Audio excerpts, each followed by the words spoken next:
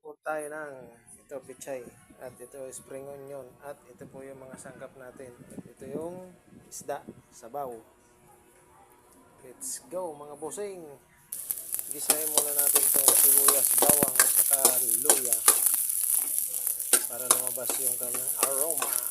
At nilagay ko na rin yung isda natin at magsama-sama na sila. Ngayon nilagay na po natin yung isda. Tapos sasabawan na po natin yan. Ilagay na po natin ang sabaw at lagyan natin ng patis, dagdag pampalasa. At ito po yung ilalagay natin na nilaga nating sampalok. Nilagyan ko na rin po ng paminta at mga seasoning para pagkulo niya at antayin na lang natin maluto. Ilalagay natin yung pichay at saka spring onion at ito po ang ating original na sampalok. Ilagay ko na yung spring onion. At ilagay na rin natin itong pampaasim natin sa palok. Ilagay ko na rin itong pechay.